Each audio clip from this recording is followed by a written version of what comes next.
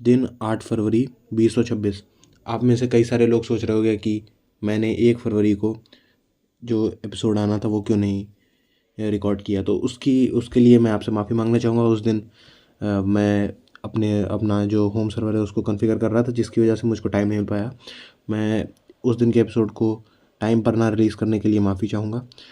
आज हम लोग कोशिश करेंगे कि हम थोड़ा कंटेंट ज़्यादा कवर करें, बिकॉज़ मैंने सोचा था कि उस दिन मैं ऑलमोस्ट 2 या 3 पेजेस कवर कर दूंगा 1 फरवरी को, लेकिन जो कि नहीं कवर हो पाए। तो आज के दिन मैं लेके चल रहा हूँ कि ऑलमोस्ट अराउंड 4 पेजेस, जिसमें 5 से 7 श्लोक होंगे, तो मैं कवर करूँगा। अभी जो है काफ़ी सारी चीज़ें जो हैं वो हम लोग थोड़ा जल्दी जल्दी कवर करने की कोशिश करेंगे। तो टाइम को बिना वेस्ट किए let's get into the content.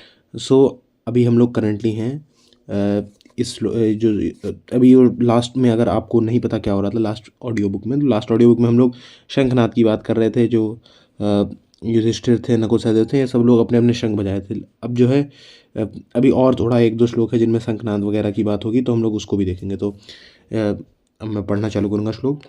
कास्यश्च परमेशवासा Shikhandi च महारथा दृष्टधुम्नो विराटश्च सात्विकश्च पराजिता द्रुब्धो द्रौपदेयश्च सर्वसः पृथ्वीपते सौभद्रश्च महाबाहु शंखान्धु पृथक पृथक। इसका अर्थ है श्रेष्ठ धनुष वाले काशीराज और महारथी शिखंडी एवं धृष्टद्युम्न तथा राजा विराट और अजय सात्विक राजा द्रुपद एवं द्रौपदी के 5 पुत्र और बड़ी भुजा वाले सुभद्रा पुत्र अभिमन्यु, इन सभी ने हे राजन सब ओर से अलग अलग शंख बजाए। अब यहाँ पे कई सारे लोग कंफ्यूज हो सकते हैं कि हे राजन का क्या मतलब है। तो वंस अगेन ये चीज़ पे आपको ध्यान देना चाहिए कि Sanjay is technically telling what is going on in the battlefield. कोई भी बंदा बैटलफील्ड में नहीं प्रेजेंट है। संजय अपनी दिव्य दृष्टि से देख के धृतराष्ट्र को बता रहे हैं कि क्या हो रहा है कुरुक्षेत्र की रणभूमि में। अगला श्लोक जो है वो है सघोषो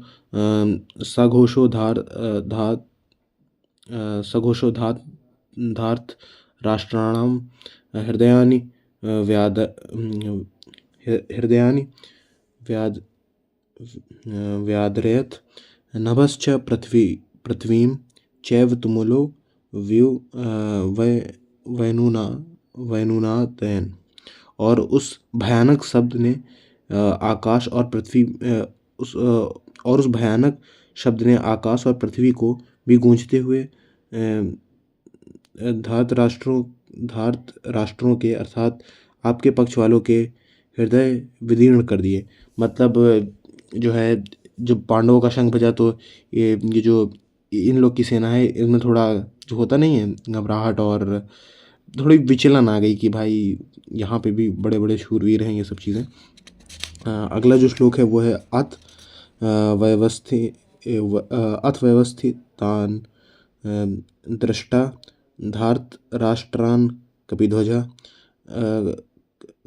प्रवर्ते शस्त्र समाप्ते धनुरुद्यम धनुरुद्धमय पांडवा ऋषिकेशम तदा वाक्यमिदमः महीपते।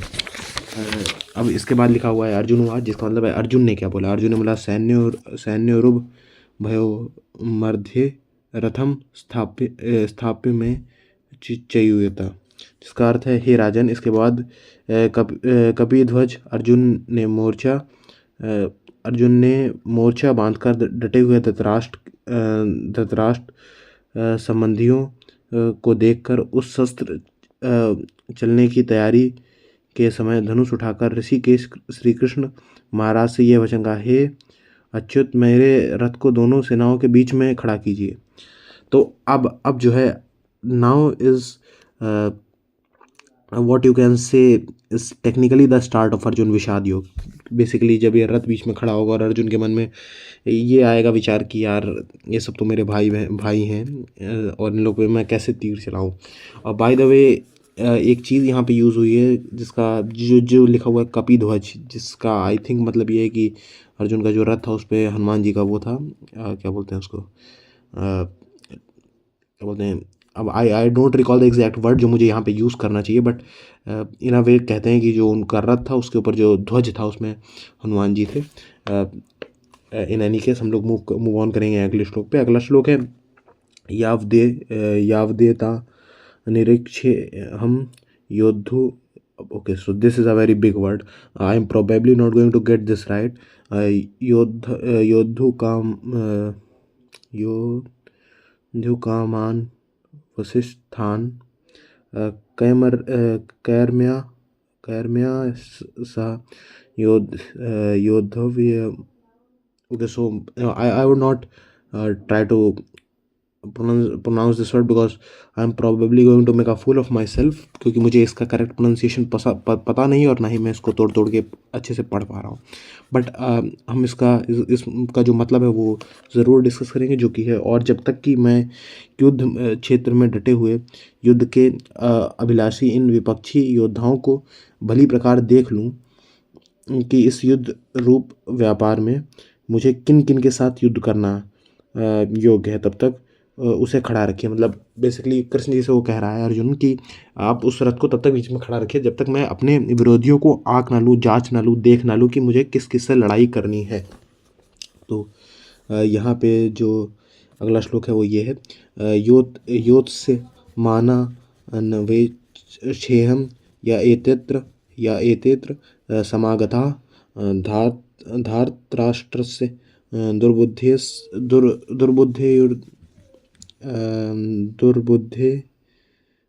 युर्बुद्धे प्रिय चिकीर्षवा। दुर्बुद्धि दुर्योधन को युद्ध में हित चाहने वाले दुर्बुद्धि दुर्योधन का युद्ध में हित चाहने वाले जो ये राजा लोग इस सेना में आए हैं, इन युद्ध करने वालों को मैं देखूंगा। मतलब बेसिकली दुर्योधन के सपोर्ट में जो लोग हैं उनको वो देखना चाह रहा है। अब संजय ने क्या कहा, क्योंकि संजय उवाच आ गया, जिसका अर्थ है कि संजय ने क्या कहा। संजय ने कहा एव मुक्तो ऋषिकेशो गुड़ाकेशे भारत सैन्योरुभयो मध्ये स्थापयित्वा रथोत्तम। भीष्म द्रोण प्रमुखतः सर्वेषां च महिक्षिताम् उवाच पार्थ पश्यतान् समवेतान् कुरुनीति। संजय बोले, हे धृतराष्ट्र, अर्जुन द्वारा इस प्रकार कहे हुए महाराज श्री कृष्ण चंद्र ने दोनों सेनाओं के बीच में भीष्म और द्रोणाचार्य के सामने तथा संपूर्ण राजाओं के सामने उत्तम रथ को खड़ा करके इस प्रकार कहा कि हे पार्थ, युद्ध के लिए जुटे हुए इन कौरवों को देखो। अब इसके बाद जो अगला श्लोक है वो ये है, तत्रापश्य स्थितान् पार्थ पितृनाथ पितामहान् आचार्य न मातुला न भ्रात्र न पुत्र न पौत्रो न खिंस्तथा स्रवशूरा सुहद्रश्चैव सैन्योर्भयोरपि। इसके बाद प्रथापुत्र अर्जुन ने उन दोनों ही सेनाओं में स्थित ताऊ चाचों को, दादों परदादों को, गुरुओं को, मामाओं को, भाइयों को, पुत्रों को, पौत्रों को तथा मित्रों को, ससुरों को और सुहृदों को भी देखा। और 27वें दिस इज 27 यस और 27वें का पूर्वार्ध तांस्मिच्छ सकौन्तेय सर्वान् बन्धु नवस्थितान् कृपया पर्यविष्टो विषीदन्निदं ब्रवीत। उन उपस्थिति संपूर्ण बंधुओं को देखकर वे कुंती पुत्र अर्जुन अत्यंत करुणा से युक्त होकर शोक करते हुए यह वचन बोले। 27वें का उत्तरार्ध और 28वें का पूर्वार्ध। अर्जुन वाच। ओके, सो बीच में जो ये चीज़ थी, ये 23वें का और 27वें का पूर्वार्ध, ये बेसिकली आई थिंक जो है श्लोक की सीक्वेंसिंग को दर्शा रहा है। तो लेकिन हम जाएंगे अब अर्जुन वाच में। मतलब अर्जुन क्या बोले? अर्जुन बोले कि दृष्टेम स्वजनम कृष्णा युयुत्सम युयुत्सुम समुपस्थितम सीदंतिमं गात्राणि मुखं च परिशुष्यति वेप्तुश्च शरीरे में हर्षश्च जायते। अर्जुन बोले, हे कृष्ण, युद्ध क्षेत्र में डटे हुए युद्ध के अभिलाषी इस स्वजन समुदाय को देखकर मेरे अंग स्थिर हुए जा रहे हैं और मुख सूखा जा रहा है तथा मेरे शरीर में कंप एवं रोमांच हो रहा है। बेसिकली जो है जो अर्जुन है वो घबरा रहा है कि अब मैं इन लोगों पे जो है इन लोगों से युद्ध कैसे करूं, क्योंकि ये तो मेरे ही रिलेटिव्स हैं। अब गांडीवम स्त्रंसते हस्तात्व कचैव परदिहर्त्य न च शक्रो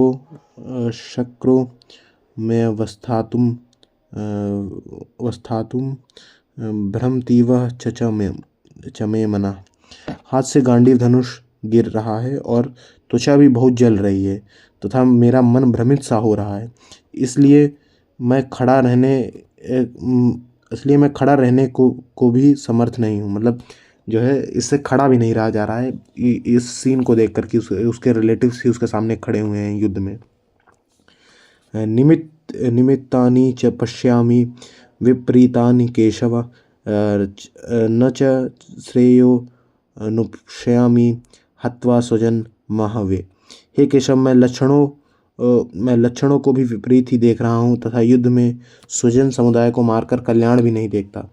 न कार्षे विजयम कृष्णा न च राज्यम सुखानि च कीनो राज्येन गोविंद की भोग गए जीर वितेन वा।